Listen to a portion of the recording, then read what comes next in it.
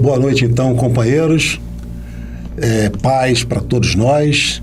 É com muito prazer, com muita honra, estamos mais uma vez aqui nesse estúdio da nossa casa, o MAP, para darmos prosseguimento a esse nosso estudo desse livro dos Espíritos.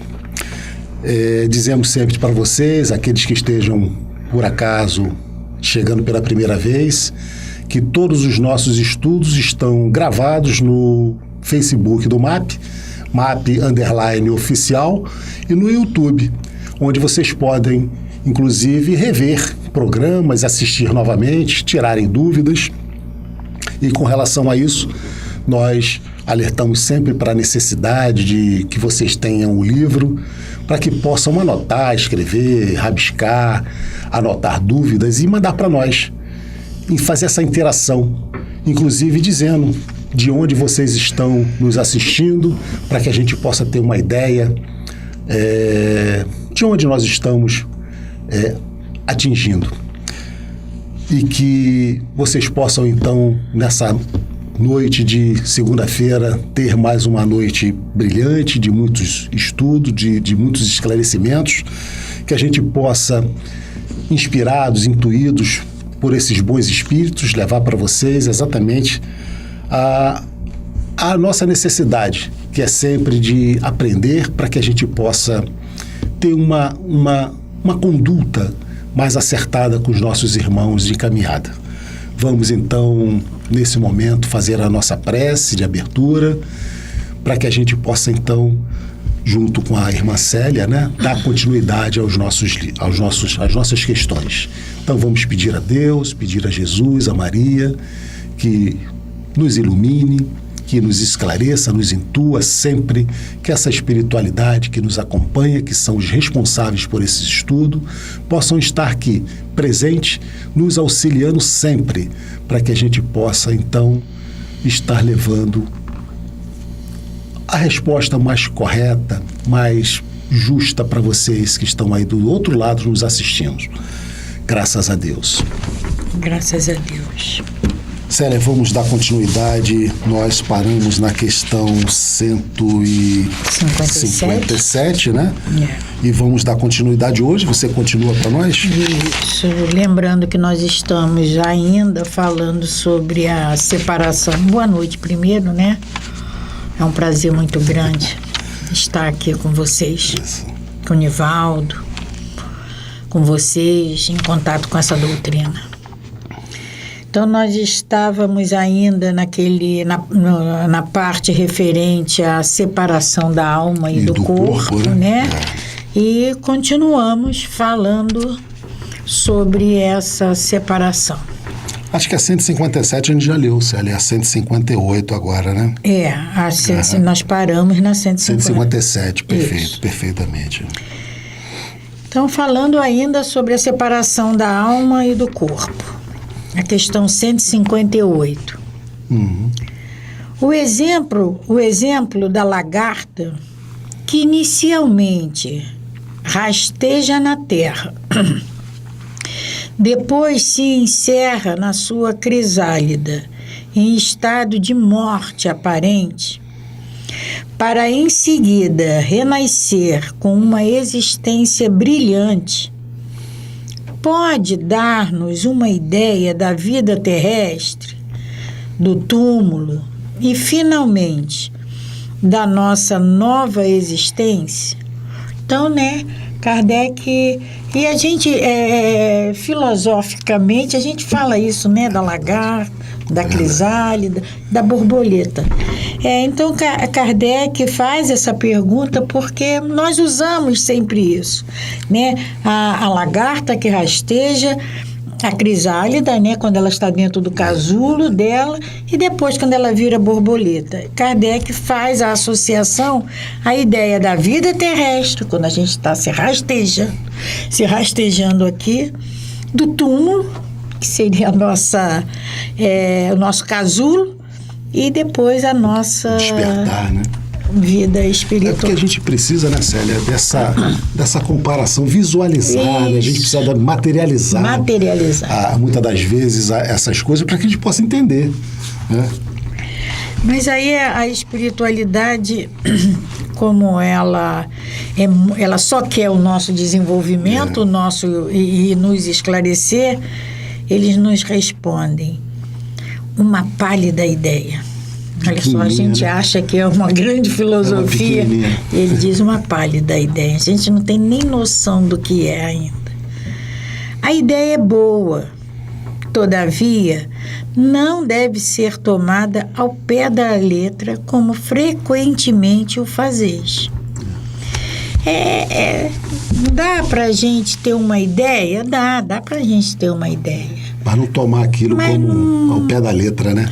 A coisa é muito mais complexa. Profunda, né? E profunda do que essa simples comparação.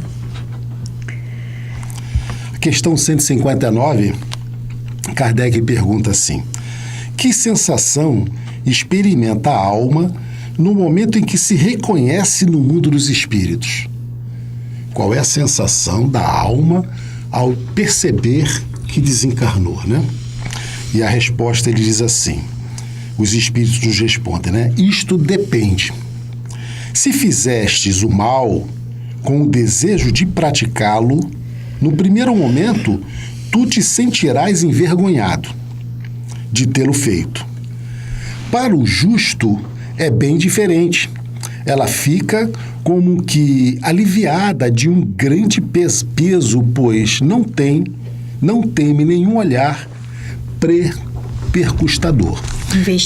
Investigador. Acusador, né? Então, no momento em que desencarnamos, em que a alma vai se... Alma, porque já não esse espírito, né, que já não tem mais o corpo físico, ele vai se perceber no mundo espiritual, a sensação vai variar muito. E é como eles nos dizem, se foi uma pessoa que viveu bem, né, ele vai ter sentimentos bons.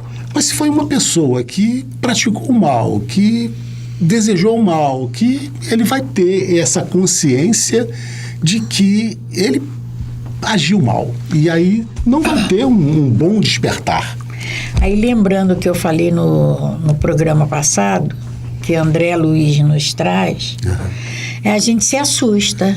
É uma grande surpresa para nós quando nós vamos no mundo espiritual nos confrontarmos com a nossa consciência. Porque ela vai nos acusar. Esse é bem interessante a gente explicar um pouquinho mais, né, Célia? Porque muitas das vezes a gente fala naquela imagem do juízo final. Juízo final. E muitas das vezes nós imaginamos que vamos ser submetidos a um tribunal em que vai ter pessoas a nos acusar. E na verdade, isso não acontece. Esse tribunal é feito dentro da nossa consciência. É ela que vai nos julgar, absolver ou condenar. E em condenado, ela vai buscar artifícios, condições para se refazer. Sempre lembrando, né, Nivaldo, que no mundo espiritual tudo é transparente. Tudo é transparente. Nada fica ofuscado. Tudo é escondido, nada. Não adianta eu virar agora para você e falar assim, querida... E aqui dentro tá saindo fel, mas eu aqui, da boca para fora, eu estou chamando de querida. No mundo espiritual, essa vibração do que está saindo daqui de dentro me denuncia. Perfeitamente. Então, a 160... a gente vai mostrar, né, uma imagem nessa questão. Perfeito. Vai ser projetado um slide para vocês para ilustrar um pouco mais essa questão que a Célia vai ler. Vocês já vão acompanhando a pergunta e a resposta da espiritualidade, né? O espírito encontra imediatamente aqueles que conheceu na Terra e que morreram antes dele. Um dos grandes medos nossos foi chegar lá sozinha, né? Como é que eu vou fazer? Então, Kardec, ele pergunta aos espíritos, né? O espírito encontra imediatamente aqueles que conheceu na Terra e que morreram antes dele? A resposta dos nossos amigos: sim. Conforme a afeição que tinha por eles e o afeto que eles lhe consagravam. Ou seja, é de mim para eles e deles para mim. Tá? Afeto esse verdadeiro. O afeto une, né? O afeto une. Mas é o afeto verdadeiro, não é aquele afeto com o interesse de alguma coisa. E aqui até, né, Célia, a gente aproveita para fazer bem aquela passagem lá do Evangelho da família consanguínea para a família espiritual. Então, o que vai estar lá a nos aguardar são esses amigos da família espiritual. Verdadeira. A família consanguínea, muitas das vezes, não, mas a família espiritual com certeza estará lá. A família consanguínea, às vezes, ela é desfeita ainda aqui, né? Então, e eles respondem, eles respondem sim, conforme a afeição que tinha por eles e o afeto que eles lhe consagravam. Quase sempre eles o veem receber na sua volta ao mundo dos espíritos. Quase sempre eles o veem receber na sua volta ao mundo dos espíritos e o ajudam a libertar-se das faixas da matéria. Mais uma vez, André Luiz tem quase todos os livros dele. Mostram para nós isso. Mostra isso. E aí, no slide que você apresentou. Nesse slide, aparece isso. Né? A família carnal, né? Carnal, consanguínea. Ainda encarnada. E vocês podem acompanhar, né? Os socorristas, porque nenhum de nós, nem aquele mais vil, vai deixar de receber esse auxílio. É verdade. Vai deixar de receber esse amparo, né? Esse amparo do no nosso momento pai. Do desencarne. Entende? E aí tem aquele ser lá que a gente, pelo jeito, a gente imagina que seja, né? A uma mãe, avó, né? uma mãe. Uma avó que vem sempre a nos receber, né? Sempre alguém muito ligado a nós, a presença da nossa mãe, ou de uma avó, ou uma tia, ou alguém que foi muito muito próximo de nós aqui, né? Para que dá esse primeiro consolo, esse primeiro afago quando da nossa entrada no mundo espiritual. E nessa imagem, Nivaldo, a gente pode também perceber o perispírito exatamente idêntico, né? À matéria. Você percebe aí ainda nessa imagem, né, Célia, que ainda há a ligação do cordão de prata. Ainda não foi, que é o último a ser desligado, né? É o cordão de prata saindo de coronário a coronário, de centro da cabeça ao centro da cabeça do físico ao perispírito, né? Estão vendo esse fio que sai do alto da cabeça do enfermo, que está na cama, e ele vai até o alto da cabeça do nos dá esse entendimento perfeito, né? Desse aconchego que é feito, dessa recepção que é feita num plano espiritual quando desencarnamos. Então a gente vê que a ligação do perispírito com o corpo, ela é feita por esse cordão. E como você também disse, né, Célia, por pior que tenhamos sido aqui na Terra, sempre haverá alguém do outro lado a nos esperar, né? Sempre. A figura da mãe, né, Célia? Com certeza, né? Estará sempre lá, seguindo uma ordem natural das coisas, né? Que você tenha ido, que ela tenha ido primeiro que você. Tem um livro do André Luiz, como sempre dele, né? Libertação, né? Sim. Que tem o Gregório que foi um papa, e que no mundo espiritual uma falange lá, né? Justiceira, ele condena, ele absolve, ele é o terror. Ninguém consegue amolecer aquele coração. Né? Mas o simples fato de falar o nome da mãe ele sofre aquele baque, para ver o quanto é importante. Porque no fundo, por mais duro que a gente seja, aqui dentro tem alguma coisa. E normalmente é a mãe, né? É uma avó, é uma quebra mãe essa força. Porque nós temos esse ponto fraco de sentimento.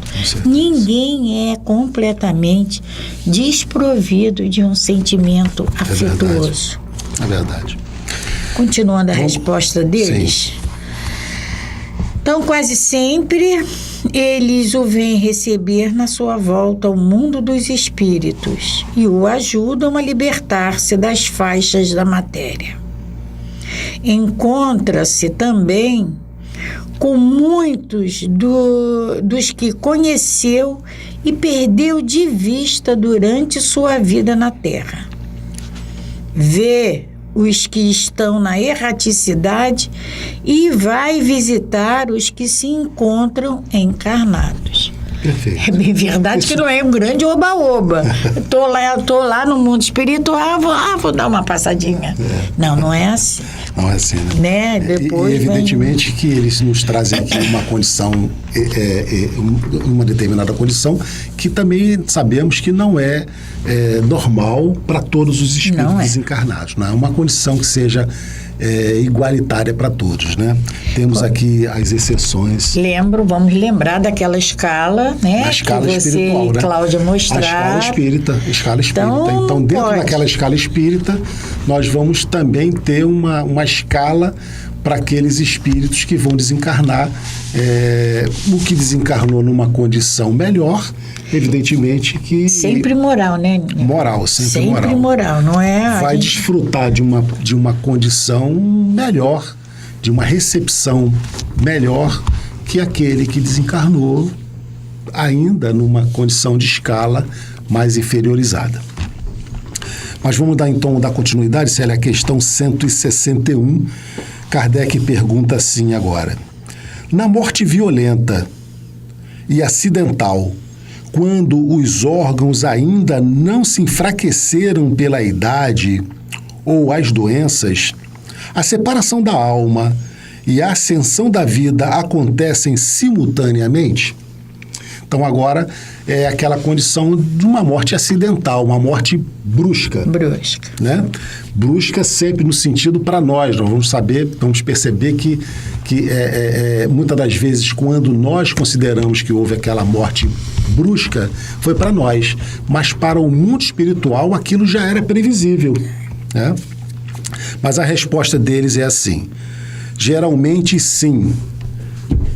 Porém, em todos os casos, o instante que as separa é muito curto. Então, mesmo naquelas situações em que haja um acidente e que não houve assim um enfraquecimento dos órgãos, um envelhecimento dos órgãos, a separação do corpo e do espírito, ela é breve. Evidentemente que aqui também a gente vai fazer uma ressalva, isso vai depender da condição de cada um, né? Que eles não vão entrar em detalhes aqui em todas as questões, porque ficaria uma resposta muito longa. Mas... E aqui, Nivaldo, porque o Kardec ele pergunta se a morte violenta ou acidental, né? A morte violenta ou acidental. A bala perdida, que a gente não sabe que não é perdida. Um acidente de carro. Um avião que caiu, né? Então, uma morte violenta ou acidental. A separação da alma e o cessar da vida é igual daquele que passou por uma enfermidade. Aí eles nos dizem que geralmente é assim, mas o instante que separa daquele acidente e da enfermidade, a separação da alma e do cessar da vida é quase que idêntico, igual. Né? Igual, é verdade. Quase que igual. Tá? O importante não é como acontece, é como se dá. É claro que, como você falou, né, Nivaldo? Tem casos e tem casos. E é porque também é o seguinte, embora para nós aquele acidente foi assim, foi uma morte brusca, para nós, voltando a repetir, mas para o mundo espiritual não existe o de repente. Não existe. Não existe o de repente. Morreu de repente. Não o existe acaso, né? O acaso nem o de repente. Tudo foi programado, aquilo já se sabia que ia acontecer, aquele de repente para nós, eles já sabiam que ia acontecer e já estava, o espírito ali, o desencarnante, já estava sendo assistido. Não existe o de repente. A gente tem que entender que o planejamento divino, ele é perfeito.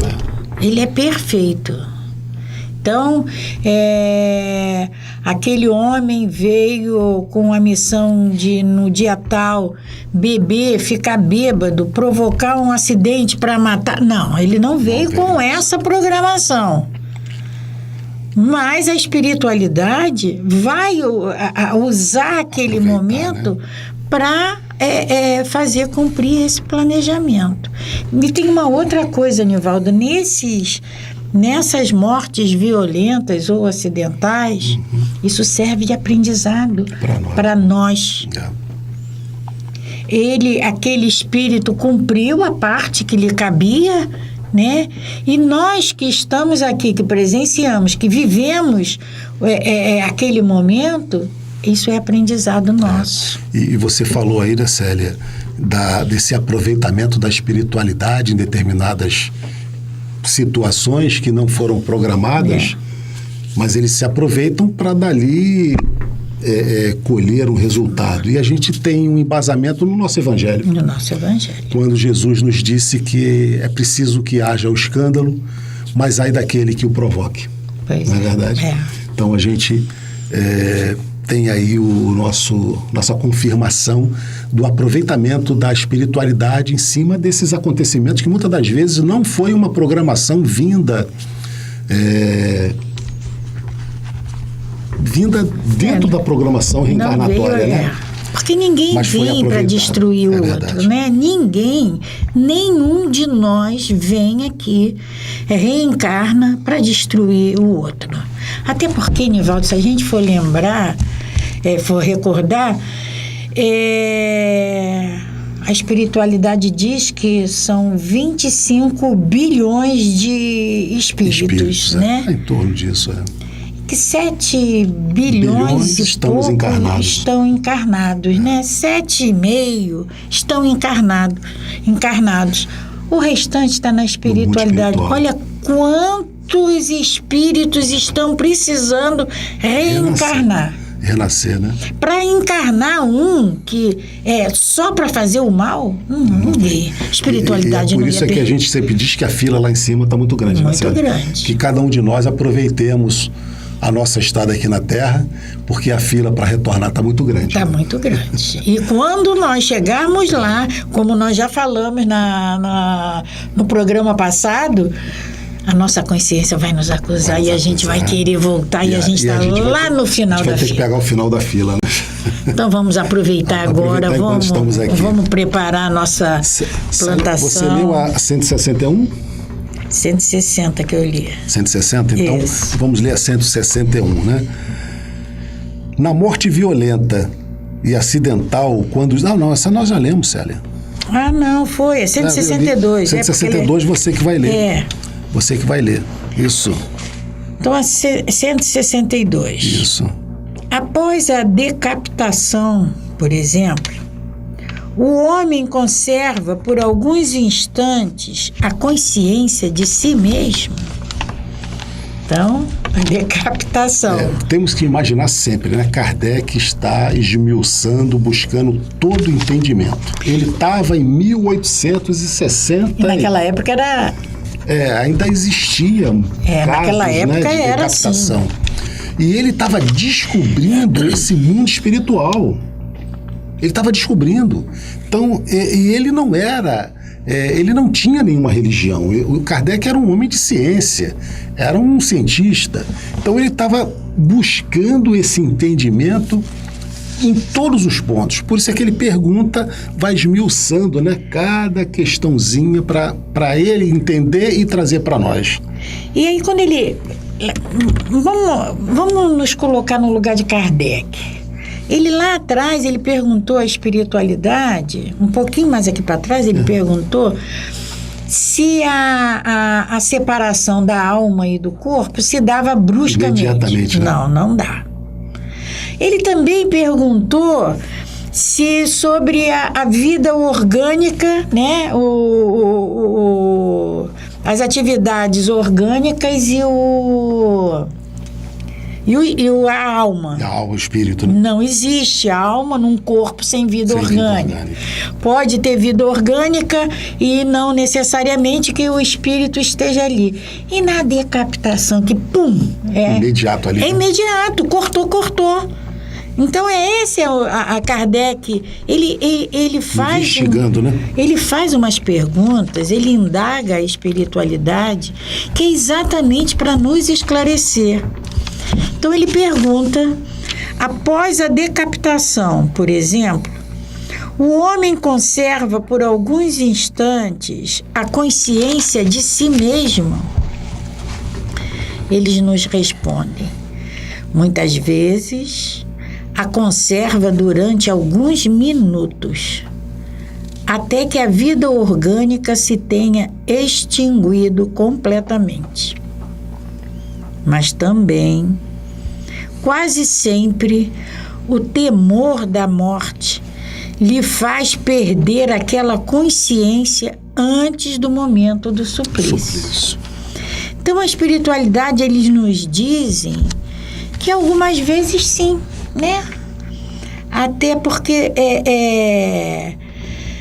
o coração vai continuar batendo durante... A vida orgânica, né? A vida orgânica vai continuar. O coração tá pulsando ainda, né? E aí, esse espírito ainda vai continuar algum tempinho ali. Mas vai, assim que se extinguir a vida orgânica, ele acabou ele se afasta, né?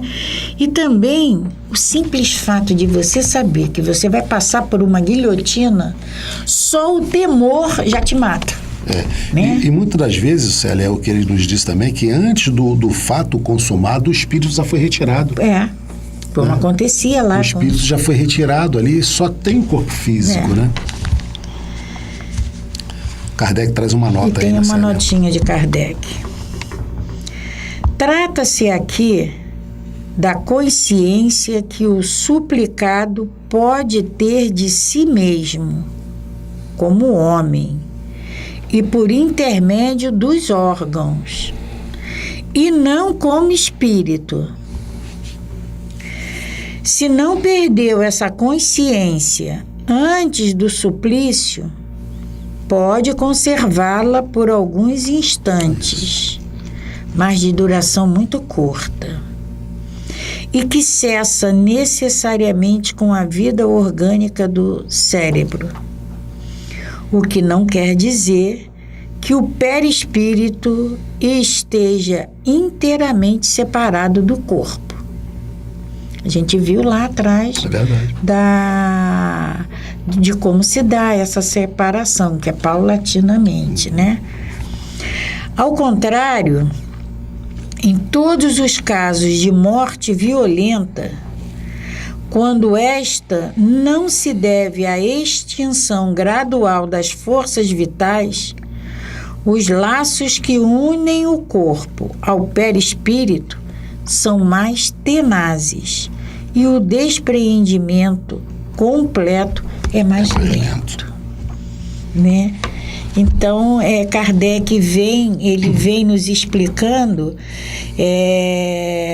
que essa consciência do suplicado, né, do condenado, é a consciência que ele tem como homem, né? E por intermédio dos órgãos e não como o espírito. Perfeitamente. Né? E se não perdeu essa consciência antes do suplício, porque é como a espiritualidade nos falou, né? lá na frente, né? Mas a resposta da espiritualidade foi, muitas vezes, conserva durante alguns minutos até que a vida orgânica se tenha extinguido completamente. Mas também, quase sempre, o temor da morte lhe faz perder aquela consciência antes do momento do suplício. Né? Quando o que Kardec vem nos explicar aqui. A gente pode entender, né, Célia, que isso vai variar de caso a caso, né? E que isso seria até um prêmio, né? Porque o espírito seja tirado antes, sem passar por esse tormento. Porque você vê, João Batista foi decapitado, né? Como é que deve ter sido a decapitação dele? Paulo de Tarso foi decapitado. Paulo de Tarso foi decapitado. E ele narra que ele já estava fora do corpo. Ele narra, né? Ele narra, né? Que já estava fora do corpo. O João Batista, ele foi decapitado resgatando atos dele. Elias. E quando ele era Elias, que ele decapitava, né? Então, esse espírito sabia pelo que ele estava passando, e ele sabia que era necessário ele passar. Então, como é que ele se comportou? Vamos imaginar. É verdade. Né? Esse assunto aqui são assuntos assim, todos eles, né? Todos. Que nos traz assim uma vontade assim muito grande de entender cada vez mais, né? E a gente vai chegar, vai nos abrindo assim uma visão, um entendimento muito grande com relação à morte, né? A morte. E a gente vai chegar à conclusão, Nivaldo, dessa plantação. Porque hoje, no dia de hoje, a gente está colhendo o que nós plantamos ontem. Verdade. Então, se a nossa colheita hoje é trabalhosa, espinhosa, não está boa, podia ser melhor. Então, eu vou procurar fazer agora a minha plantação, porque amanhã eu vou colher isso colheita, que eu estou plantando hoje. É verdade. Então, se hoje não está bom, se eu continuar a fazer a mesma coisa, amanhã eu vou colher o que eu hoje eu não acho bom. Então, depende só da gente. Vamos mudar. Vamos nos esforçar para melhorarmos como espírito. Como pessoas, né? E a gente aprende exatamente, esse estudo nos traz esse entendimento, né, Célia? Por isso é tão importante. Claro, juntamente com todos os outros 4 livros da codificação, o livro dos médios, que o Roberto está trazendo para nós, né? A Gênesis, o Evangelho, que é o nosso consolador, e o Céu e o Inferno, que vai também trazer para nós um conhecimento muito grande sobre o morrer, né? O viver e o morrer. É muito rico a gente aprender isso, e a gente precisa aprender. Porque traz esse entendimento, né? Porque o Livro dos Espíritos, ele foi o primeiro livro a ser escrito, né? O primeiro livro da codificação. Então, as mesas giravam, as mesas se deslocavam, e depois começou a se comunicar e responder. Então, né? Kardec precisava mostrar para todos nós o que esses espíritos pensavam, faziam, o que eles tinham para nos ensinar. Porque Kardec perguntou quem eram eles. E eles falaram que eram homens que tinham vivido na Terra. Dos homens que tiveram vivido na Terra. Na Terra, né? Então, Kardec traz esse livro aqui com tudo isso. Para quê? Para ser mais um livro de literatura? Mais um livro de filosofia? Não, gente, é para o nosso aprendizado. E a gente aqui tem mais uma vez que chamar a atenção que essa obra, ela apareceu como uma obra da ciência. Da ciência. Né? Kardec não trouxe uma nova religião para nós, ele trouxe uma ciência.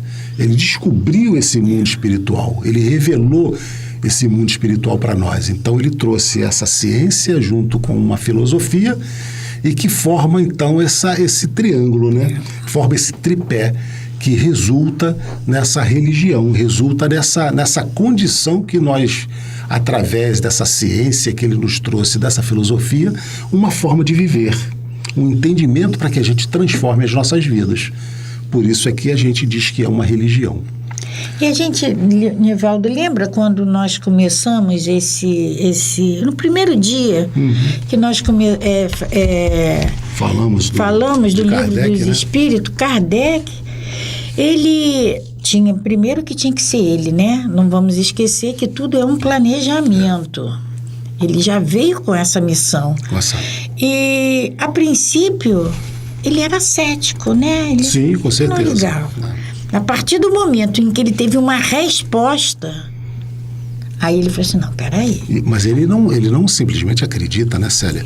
E vamos aproveitar até esse momento, porque essa semana foi uma semana comemorativa do nascimento de Kardec. Então, vamos abrir aqui essa janela para a gente voltar ao assunto e falar um pouco mais de Kardec. Mas Kardec, você disse que ele foi um espírito que veio escolhido, com certeza. Com certeza. Mas os espíritos também disseram para ele que se ele falhasse, teria um substituto. Ou seja, né?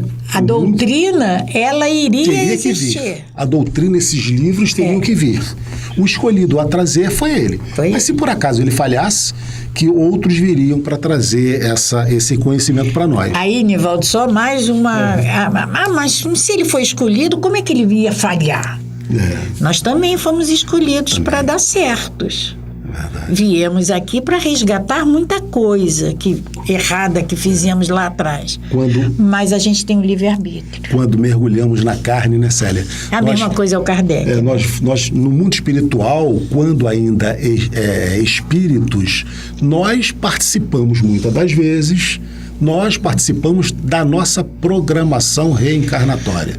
Nós escolhemos, diante do nosso conhecimento, diante do que nós precisamos reparar, diante do nosso entendimento, da onde nós falhamos, com quem nós temos que nos sintonizar, nós, então, escolhemos e é determinado o núcleo familiar que nós vamos viver, nascer.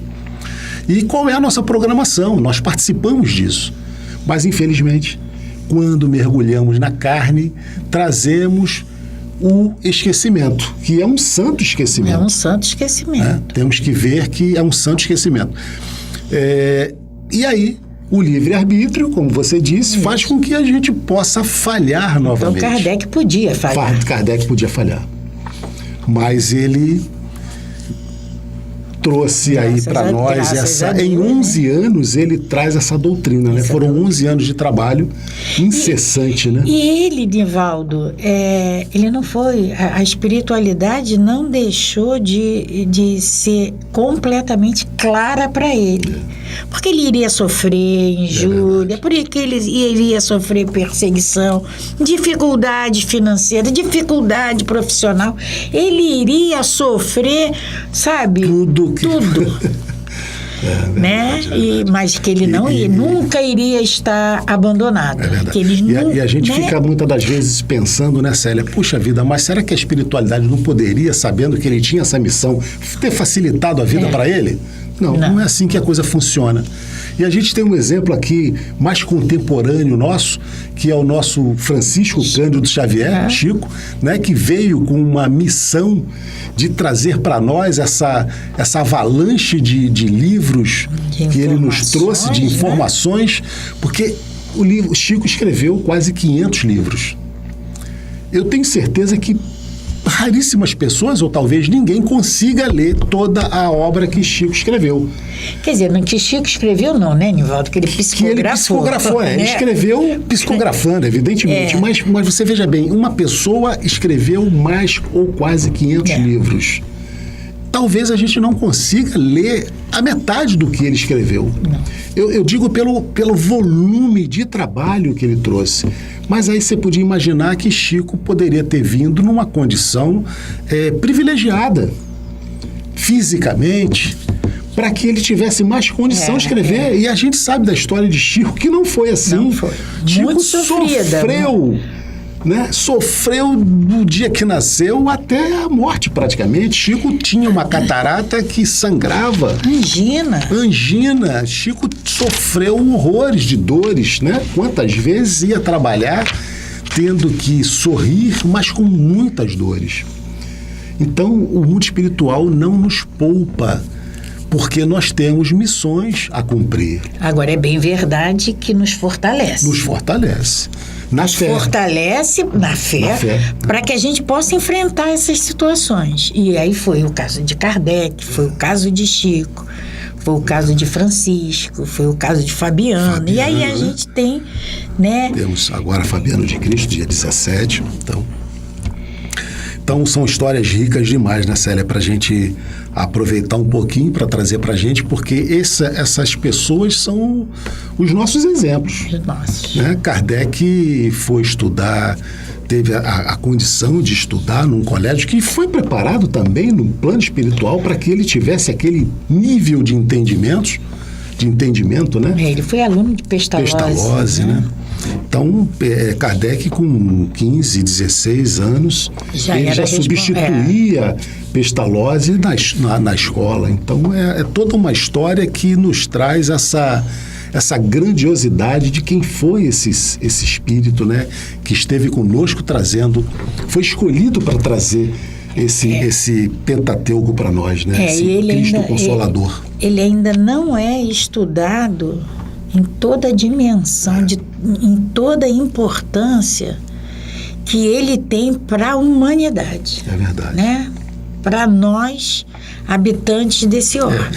É como nós dissemos aqui... Aliás, para nós, habitantes desse orbe, não, porque esse evangelho, ele é estudado em todo o universo. Em todo o universo. É como nós também que falamos aqui, né, Célia, da grande importância das obras complementares que vieram para nós, para dar continuidade, para trazer aí o que ficou não faltando, mas complementar esse nosso entendimento desse mundo espiritual. É porque, como você falou... E é para que a gente possa despertar. Despertar. A intenção é despertar, é a gente perceber que o nosso estágio aqui na Terra é muito curto. Por mais longo que a gente viu 90 anos. É assim, muito curto. Quando falamos em eternidade, em infinito. Infinito. Quando se fala em infinito, qualquer número é pequeno para o infinito, né? E foi como você falou lá do Kardec, ele... Tudo que ele sofreu, o livro eu acho que foi o livro do Evangelho que a espiritualidade pediu para que ele se afastasse. Ele se afasta durante 2 ou 3 anos da família. Para escrever o Evangelho. O Evangelho foi o terceiro livro, né? Ele escreve o livro dos Espíritos, depois o livro dos Médios. No terceiro livro, que é o Evangelho segundo o Espiritismo, a espiritualidade pede que ele se afaste da família por 2 ou 3 anos e ele cumpre. E esse livro é escrito nesse período em que ele se isola completamente, inclusive da própria família, né? E o Evangelho segundo o Espiritismo é um livro, é uma bússola para o nosso caminhar. O livro dos Espíritos é um ensinamento para despertar o nosso espírito. É verdade. E no Evangelho a gente vai encontrar tudo que esse espírito precisa desenvolver, tudo que esse espírito precisa combater. Célia, no Evangelho a gente costuma dizer e ressaltar que ele apresenta a resposta para todas as questões da nossa vida. Todas. Não há questionamento em nossas vidas que a resposta não esteja ali no Evangelho segundo o Espiritismo. Esse terceiro livro escrito por Allan Kardec. E evidentemente ditado, intuído pelos espíritos, né? E mais uma vez estamos terminando, chegando, né? Será o final. Mais uma vez estamos chegando ao término desse encontro de hoje. Passa muito rápido, né? Esse tempo passa muito rápido, não sei para vocês, são mas assuntos, né, aqui pra gente é muito rápido e é muito bom a gente estar em contato com essa realidade que é a nossa realidade. Isso não é historinha. Não. É o que nós somos, é o que nós precisamos entender. Então agradecemos muito por podermos estar aqui aprendendo, compartilhando com todos vocês esses ensinamentos. Precisamos muito. Por isso estamos aqui. E mais uma vez agradecendo ao MAP por essa oportunidade, porque é a casa que nos possibilita ter esse contato com vocês, com esses ensinamentos. Mais uma vez, pedimos a vocês que todas as dúvidas, toda necessidade de esclarecimento, entrem em contato com a gente, e lembrando que nós estamos aqui estudando, sabemos tanto quanto vocês. Mais uma vez eu repito, só sei que nada sei. Isso já foi dito, isso precisa ser repetido para o nosso interior sempre. Então vamos fazer a nossa prece final, agradecendo ao nosso Pai. Pai, obrigada pela vida que Tu nos deste, obrigada por tudo que Tu nos concedes. Ao Mestre Jesus, por todo esse carinho, por toda essa atenção que nos é dispensada, irmão querido. Te agradecemos e te pedimos que a Tua luz ilumine sempre esse caminho que nós temos que trilhar, que precisamos e que agora, Mestre, já queremos trilhar. Que esses amigos espirituais que sempre estão aqui nos intuindo, nos mostrando esse caminho, as decisões, nos aconselhando. Mestre, nos ajude a abrir esses sentidos para que possamos entendê-los, percebê-los. Mas, acima de tudo, Mestre, nos ajude a todos nós a entendermos que precisamos nos melhorar, que precisamos ser, acima de tudo, merecedores de Te rogar a Tua proteção. Mestre Jesus, esteja conosco hoje e sempre. Que assim seja, graças a Deus.